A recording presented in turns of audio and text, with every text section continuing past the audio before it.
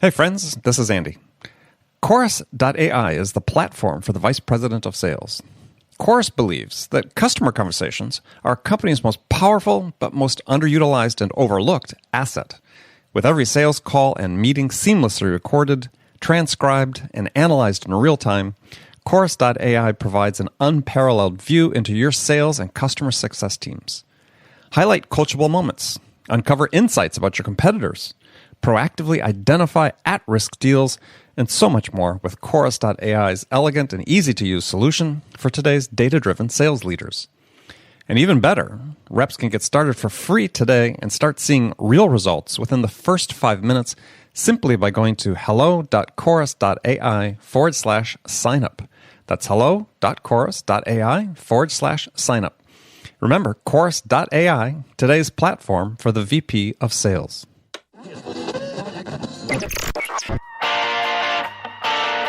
It's time to accelerate.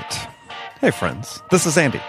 Welcome to episode 611 of Accelerate, the sales podcast of record. I'm honored to be joined by my guest today. Joining me on Accelerate is Joe Apfelbaum.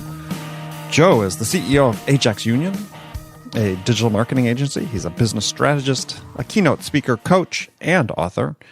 And if you check out his YouTube channel, you'll see that he's also, in certain circumstances, an aspiring hip-hop artist. I mean, he may get me for saying that, but it's very entertaining. You want to check those out. So in today's conversation, we're going to dig into how your marketing team can have a direct impact in helping your sales team win more deals. And among the many topics we're going to talk about is how and why marketing has to be more involved in a hands-on fashion in helping sales qualify the leads they generate. And we're also going to get into why we need to use technology in both sales and marketing, not to facilitate our ability to sell remotely, but to help us build closer and more solid relationships with our buyers. So make sure you stick around. Check that out. If you'd like to see the show notes for this episode, go to andypaul.com/611. As always, we provide breakdown of this and all conversations on Accelerate. Before I talk with Joe, let me remind you that today's show is brought to you in part by Chorus.ai. Chorus.ai makes your customer conversations work for you. VPs, sales enablement managers, and AEs alike all benefit from the power and ease of Chorus.ai's platform. To get started with Chorus.ai, just go to Chorus.ai. That's Chorus.ai and check it out. All right, let's get at it. Joe Apfelbaum, welcome to Accelerate. Thank you for having me. I'm so happy to be here. It's a pleasure to have you here. So, two New Yorkers talking. So I'm a transplant. You're probably a native, but I was raised and grazed in Crooklyn. In Crooklyn, there you go. Yeah. I've only been there a little less than 10 years, but still. Did you get mugged while you were there? Okay. No, gosh. It's not anymore. Not in Manhattan. That was decades ago. When I'd visit on business. I'd get mugged and propositioned. But now I tell people I feel safer in New York City and Manhattan than any other big city in the country. Of course. All right. So I open the show with a standard question I ask all my guests, and that is, in your opinion, what's the single biggest challenge that's facing sales reps today? The single biggest challenge that's facing sales reps today is having a solid list of customers to go after. You see, salespeople that are good at sales, they're amazing when you put them in front of the right people. The problem is that we often take salespeople and we get them to be the qualifiers instead of doing marketing to qualify your salespeople. You see, I've worked with over 1,100 companies. Yeah. We need to be using marketing to qualify the prospects instead of using salespeople's time to qualify prospects. It's ridiculous. I've worked with over 1,100 companies. And out of those 1,100 companies, many of them that were failing because they were having their salespeople take unqualified leads and work them instead of trying to figure out who their most ideal customer is and identifying the best way to add value to their pain. So in essence, salespeople were doing marketing. Salespeople were doing marketing, but they didn't realize they were doing marketing. They just were doing whatever their manager told them to do, which in that case is calling, picking up the phone and calling, or taking leads that marketing gave them and trying to qualify those leads. And the reality is those leads are not qualified. Why should you as a salesperson be trying to qualify a lead that's simply not qualified? Well, there's qualifying and then there's qualifying. So, there's marketing qualification, there's sales qualification. Which one are you referring to?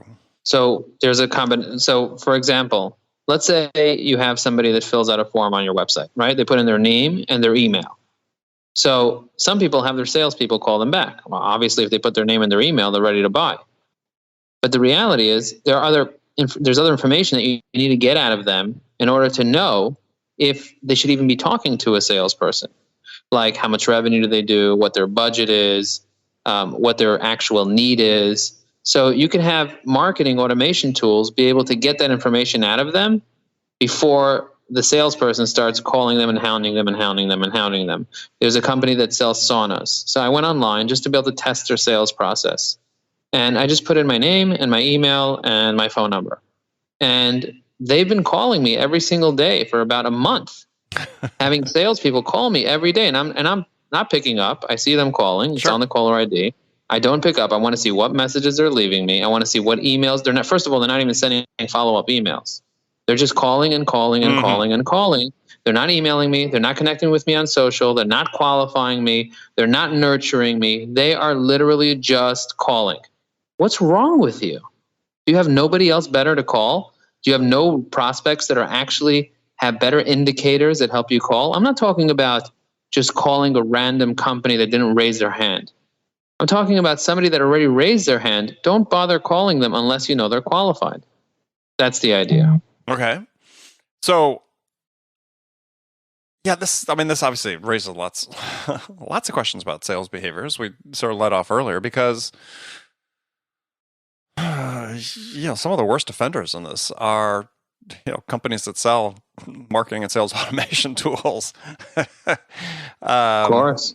Yeah. I mean, I think there's this debate going on within companies, in the sales world and so on about, who's really responsible for what? I mean, you can make the argument, and I've made this argument that,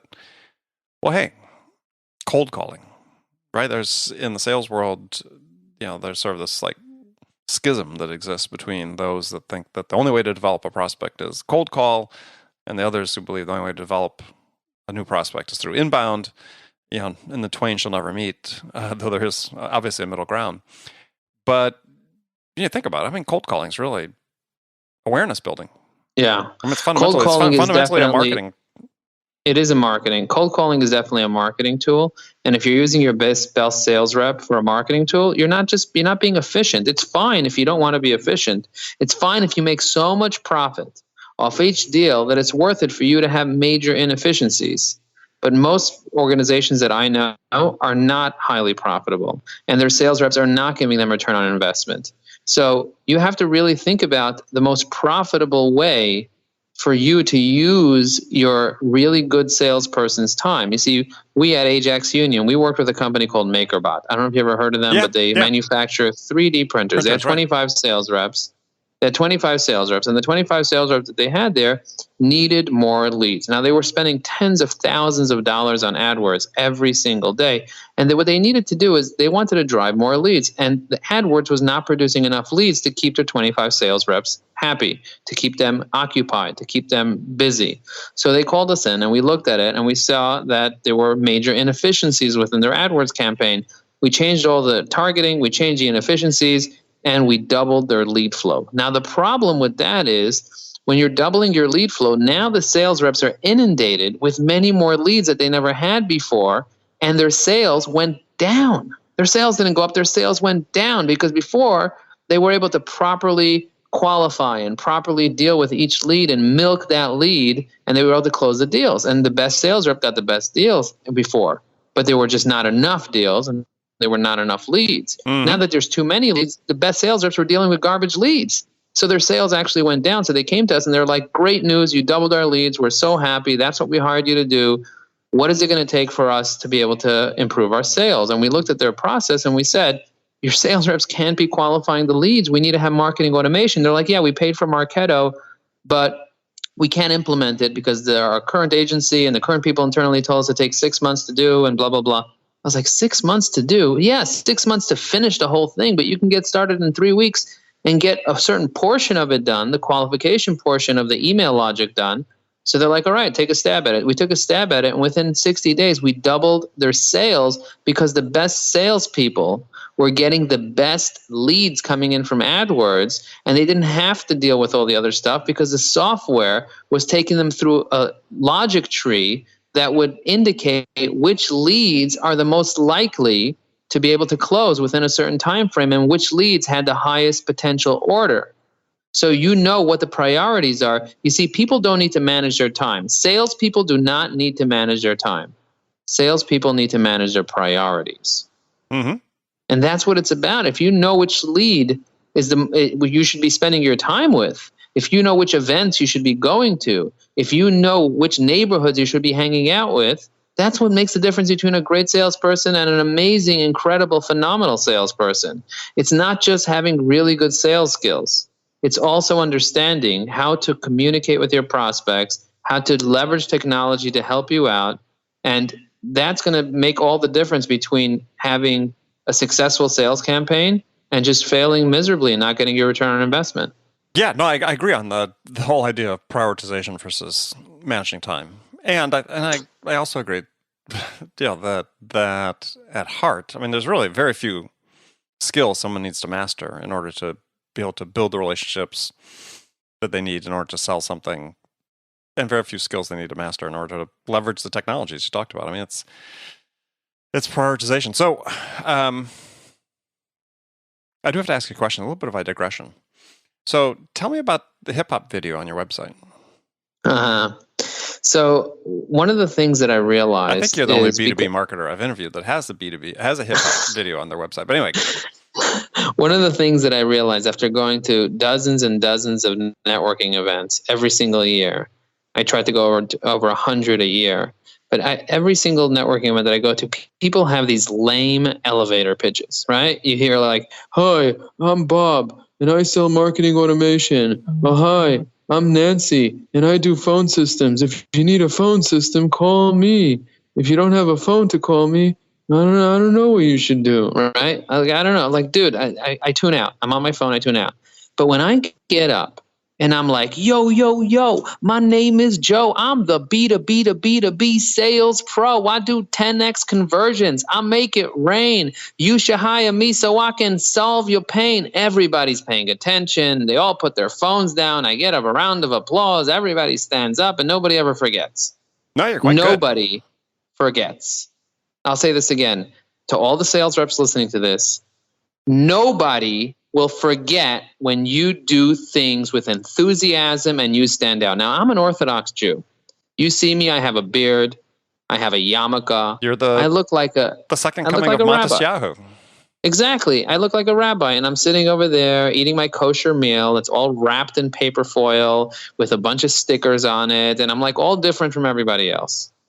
But I'm also going to be very different when I'm going to show my elevator pitch. Sometimes it's an opera song. Sometimes it's a rap. Sometimes it's me just trying to get up and do some comedy, which ends up bombing, and I end up looking like an idiot. But you know what? Jerry Seinfeld, every single day for 40 years, he went to do stand-up comedy. He kept practicing and practicing and practicing and practicing until he became Jerry Seinfeld. You just wake up one day and I watched him speak, and I got up on the same stage as Jerry Seinfeld, and I also did comedy on Gotham Comedy.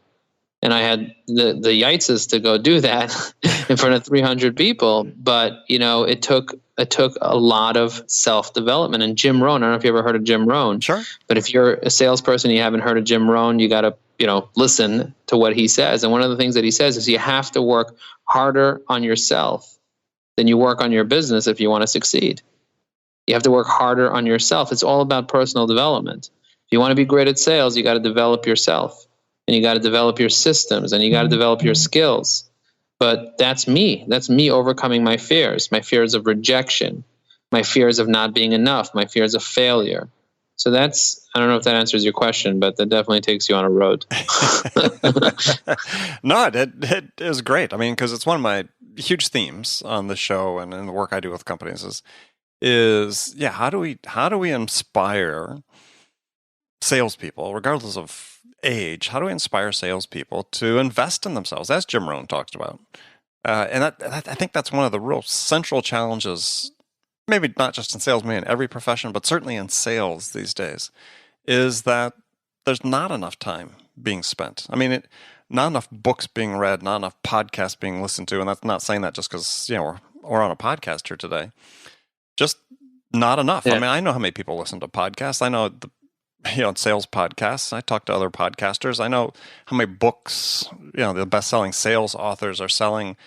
In the grand scheme of things, compared to the number of salespeople, it is tiny. Yeah. And if you're a salesperson out there, your competitive advantage could be doing any one of those things. I mean, if you're a salesperson and you don't have a podcast, get a podcast. How long does it take to make a podcast? I'm doing sales. I'm trying to target Inc. 5,000 companies. You know what I decided to do? I decided I'm going to call 178 companies and do interviews with them. Right. I'm going to set up interviews, and I'm doing it. I already did 30 this month. I'm going to do 30 next month. I'm going to do 30 the following month. And guess what I'm going to be asking them?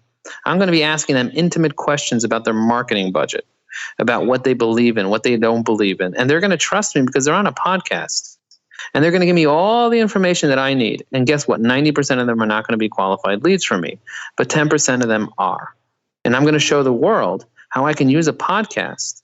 It's a marketing vehicle that helps out those companies and gets them tons of exposure, but also helps me out to identify the most ideal companies for me to work with. Yeah, well, you can even take it a step further. We've working with companies to help them come up with podcasts where they target as guests qualified prospects, but the decision makers within qualified prospects. Yeah. I mean, you want to build a relationship with a decision maker? Get them on a podcast. Get them on a podcast. It's powerful. And, I have a friend of mine who owns a social media agency, and she has a podcast for women executives at major corporations that are in charge of social media budgets. And she builds relationships with them one at a time on her podcast. Yeah. It's a great tool. It's a great tool. All right. So, okay, now we know about the hip hop. Love the answer. So tell me a little bit about Ajax Union, or tell the audience a little bit about Ajax Union, what you do. Yeah. And first of all, yes. Maybe the name. Is the name, are you not it's almost like a football club name, like Ajax from Netherlands and so on. Has nothing to do with that? Some people say, where does Ajax come from? And I say, Ajax comes from my imagination. So there's a couple things that are named Ajax. Number one is the cleanser, right? Yes. There's the Ajax cleanser. There's the Ajax technology, asynchronous JavaScript and XML. There's the Ajax team. Mm-hmm. So we're none of those things. Yes, we are team players. Yes, we can clean your reputation. And yes, we are the most technically advanced people you'll ever meet when it comes to digital marketing or business strategy. But most of all, it's about A, J, and X. It's about our team. It's about our executive team. It's about you, the customer. And for us, when we started our business, I started with a man named Alan Friedman, and I was Joe, so it was A, J, and X, and X was the customer. It was a union, a partnership between X and A and J. Mm-hmm. Now we built out an incredible team, and we allow our employees to be the ones that have the relationship with the customers. And we've serviced over 1,100 companies, doing all types of marketing for them. And now we're really focused on B2B marketing. So our focus in the past 2 years have been supporting companies with sales teams that are B2B to generate new leads using the internet, to nurture those leads using marketing automation and technology, and to do something called account-based marketing. If you take a look at your P&L, if you take a look at your sales report on QuickBooks, and you identify all the sales that you've made, let's say you have 1,000 sales that your company made over the past several years, and you'll identify that 80% of your revenue came from 20% of your clients. And there are 20% of your clients that give you 80% of your problems. It's the classic 80-20 rule. So why not make a list of your dream 100 clients that you want to go after, and literally go after the executives, the decision makers, the influencers, the users, the buyers within those companies, put them into a marketing funnel and target those companies so your sales reps know what's going on. And we develop technology called B2BX. You can go to ajaxunion.com/B2BX to see the video that I created and to watch the webinar. So that's the wrap video on there. And when you go there, you'll see we built technology that allows you to see who's coming to your website, what they're doing on your website by recording their mouse when they come to your website, what they're doing with their mouse and how they're clicking, if they filled out any forms halfway, and also recording every single call that comes into your company and telling you what they clicked on in Google in order to find you. So a lot of people can't track those things. So we allow you to track all those things. We set up your strategy for you. We set up your campaigns, and we make sure that you have a really, really high and effective digital marketing campaign specifically for B2B companies that have sales teams, that even many that have a marketing team. They supplement us with our specialty to help them be able to get something called an ROI. Now, if you don't know what ROI stands for, it stands for return on investment. And many people don't know what the return on investment is in marketing, and they don't really have a strategy. Their strategy is, let's just throw things at the wall. Yeah, isn't it the famous John Wanamaker statement, half the money I spend on advertising is wasted. I just don't know which half. And the problem is that you're not learning from technology which half is not working. With technology, there's no excuse. You know which half works, you know which half doesn't work, and you can optimize for the half that works, and you can get a better return on investment. And most people are not doing that because they simply don't know that they can do that. Yes, for newspaper, you don't know which half doesn't work. But with Google AdWords, with email marketing, with marketing automation, with social media, you can figure out which half doesn't work. And we can show you how to do that by getting on a phone call with you, by setting up your key performance indicators. If you don't have KPIs, if you don't know which indicators to look for, and you're not measuring every single day, and you're not getting a daily report comparing you to yesterday, to last month, to last year, and figuring out if you're moving up or down, if you don't have a marketing funnel set up correctly, so you know who's in the top of the funnel, who's in the middle of the funnel, who's in the bottom of the funnel, and split up by the different types of personas, which are the decision makers, the influencers, the users, and the buyers in the B2B space. If you don't have a sophisticated system like that, then you're missing out on an opportunity to have a better conversion rate, which means better profit. And if your company is just about top line, that's great. Keep doing what you're doing. But if you care about your EBITDA, if you care about your profit, and you want to be able to grow profitably, we might be a good solution for you to have a conversation with. All right, so let's talk about ABM. So this is something you're really focused on. You talked about it. I have to admit, I was kind of amused. You had an interview on your website I was looking at there where you called it a new methodology. So is it really? It's a new methodology from a digital standpoint, because a lot of people, when they're doing digital, they're not doing ABM. What they're doing is they're casting a wide net. Have you ever heard of that term, cast a wide net? Sure. And put out articles and blogs and search engine optimization. Search engine optimization, inbound marketing is not ABM traditionally. But taking the old methodology of ABM and mixing it with the new methodology of social media and combining ABM within social media, you can now not only target but retarget individual human beings, individual people with an ABM strategy that will help you be able to leverage all the technology that's going on and be able to target the right people, fill them up into your funnel, and use this new method to do an old strategy. Yeah, which is to prioritize the fewer bigger accounts that are going to help you grow more quickly. But not just that, not just prioritize the fewer smaller accounts that will help you grow more profitably, but the way that you do it, the messaging that you send, the different personas within those accounts. See, a lot of people, they just send bottom of the funnel messages to top of the funnel prospects. And they do this in the ABM world and they fail over and over and over and over. What you want to do is you want to figure out how you can send top of the funnel messages to top of the funnel prospects and the right top of the funnel message for the right type of persona. So it might be you're targeting an influencer, which could be the CEO. Well, the CEO, when they're at the top of the funnel, when they don't even know who you are, they don't care about you. Why are you sending them buy now messages? What you need to do is you need to educate them about the market and what the CEO actually cares. If you're targeting the director of sales, if you're targeting the CFO, if you're targeting procurement, if you're targeting the SVP of supply chain management, it's a different message. And if they're in the top of the funnel, which means they don't even know who you are, you can't be sending them messages about you because nobody cares about you until they know how much you care about them. Now, once they get to know you and they're in the top of the funnel, then they have to build trust with you, which means you want to send them testimonials and case studies and information like that.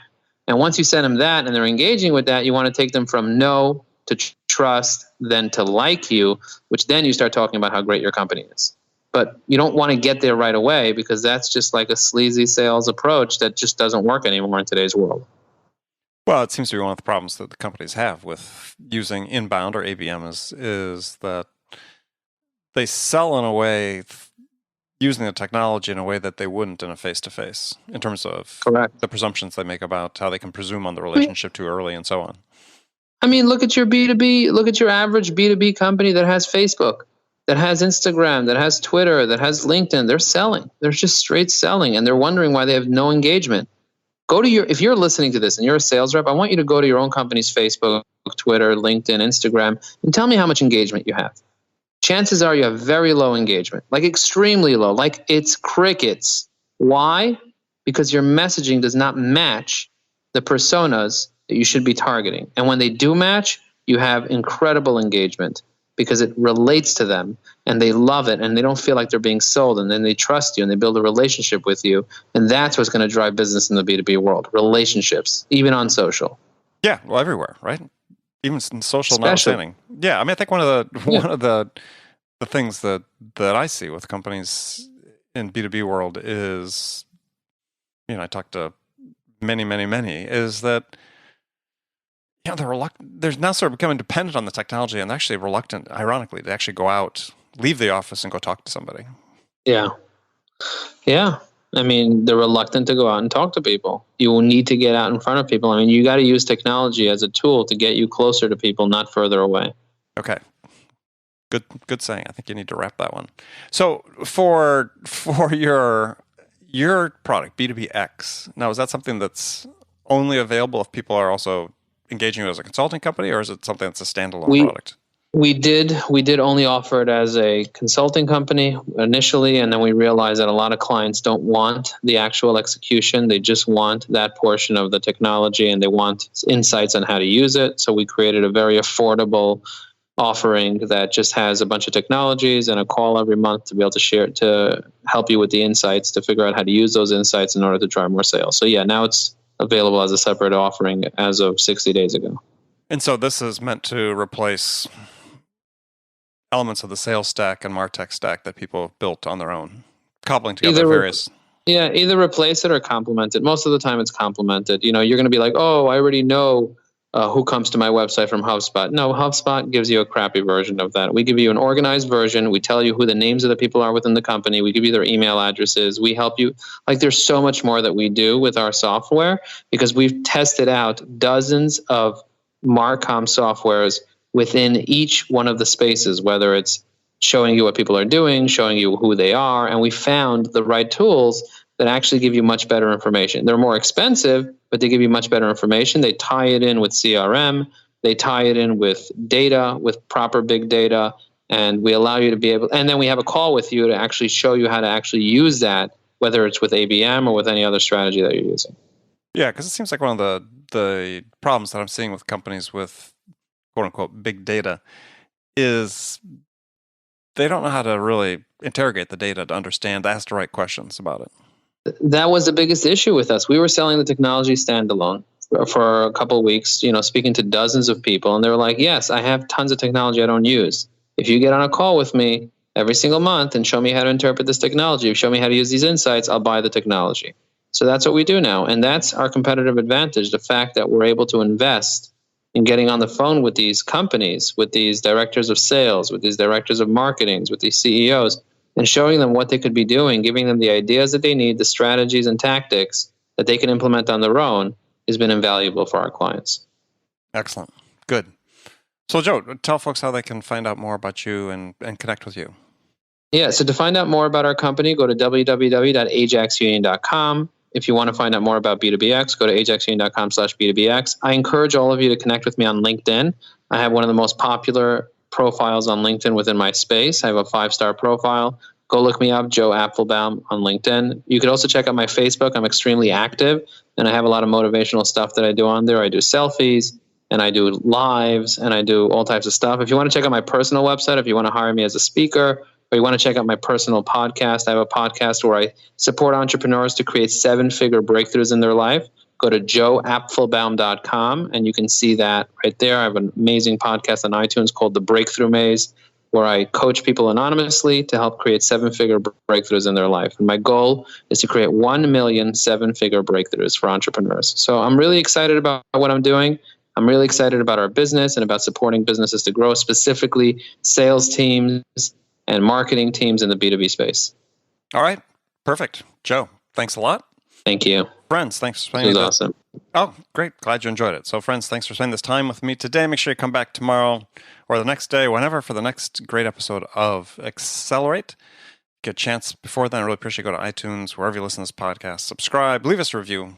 We want to know what we can do to make this even a more valuable experience for you. So thanks again for joining me. Until next time, this is Andy Paul. Good selling, everyone.